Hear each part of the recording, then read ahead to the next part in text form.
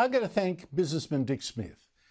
He thought he was going after the ABC fact-checkers, exposing their bias. What he actually did was also expose the lunacy of the politicians who are demanding we dump coal and go all wind and solar power instead.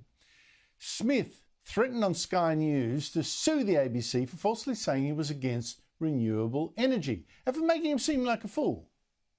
It's damaging my name because what I've said, and I'll read it out again to everyone, Dick Smith says no country has ever been able to run entirely on renewables, and the ABC says, is that correct? It is correct. The ABC's mistake was to claim Smith meant renewables couldn't supply 100% of electricity. He was actually talking about all energy, like, for cars, petrol and things like that. Well, the ABC has now apologised and corrected its fact check, but that fact check is still completely false. For instance, it still insists that 4 countries do indeed get 100% of their electricity from wind, water and solar.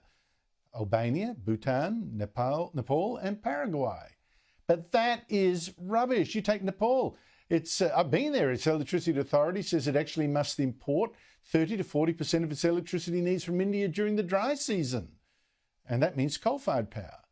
What's more, its hydropower is so unreliable the country faces lots of blackouts, which is why 64% of industries there have their own diesel generators, while 21 million Nepalese still must use wood or dried cow dung to cook. So I asked the ABC, is that really our green future that you're trying to sell us? Unbelievable. Joining me on Newswatch is Sophie Elsworth, media writer for the Australian newspaper. Sophie, just explain how this all exploded in the ABC's face. Well, Andrew, this is really an embarrassing turn of events because the fact check unit put out this fact check last Friday morning and it just went everywhere. It was circulated on social media, on the ABC's website. Well, Dick Smith was very displeased when he got wind of what they had written about him. Now, the ABC fact check, RMIT fact check unit did not contact him before publishing this document, he had told me. And then he did various interviews early in the week and basically said, this is not on, this is riddled with errors. And as we know, he said to Chris Kenny earlier in the week, he will be suing for defamation if it's not corrected. Now, Andrew, I just want to remind the viewers or explain here, I went to the RMIT fact check unit on Monday about this and they absolutely stood by it. They said they're upholding public integrity about information and they stood by the accuracy of the fact check. I went to the ABC and they didn't even bother replying to me. And then once Dick came out and said, look, if this is not fixed, and he wrote to David Anderson and said, fix it up or else, suddenly action was taken, Andrew. And what I worry about here is what about the little guys, Andrew, that are not Dick Smith? They're not well-known businessmen and entrepreneurs. What about the little people out there that have their reputations destroyed by the ABC but don't have the bravery or the money behind them to take them on?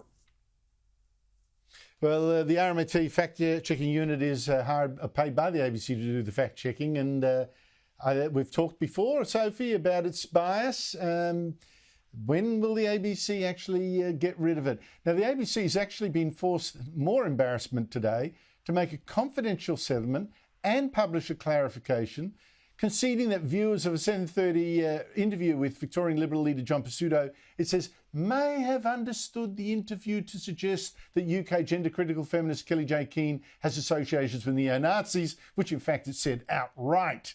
The host, Sarah Ferguson. Now, I said from the start that interview was a nasty and false smear, including this bit.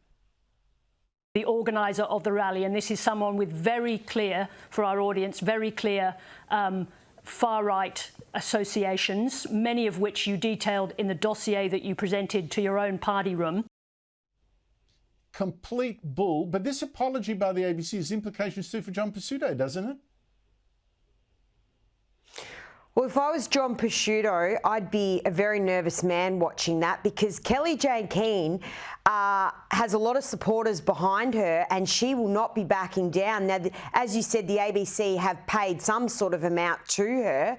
embarrassing for Sarah Ferguson to say such a thing, which Kellie-Jay Keen has said is absolutely false. John Pesutto has an awful problem on his hands here, Andrew. Not only his leadership woes, but he's got mounting defamation cases. Yep. And this just shows Kellie-Jay Keen is not backing down. So this is a warning to journalists too. They need to be awfully careful when they're smearing people and saying they have far-right associations with neo-Nazis. It's a very serious thing to accuse someone of. And as Kellie-Jay Keen has said, this is false. And she's going to go all the way with this. So watch this space, because I'd say John Pesutto is in a bit of strife. Absolutely correct. Sophie Elsworth, thank you so much for your time.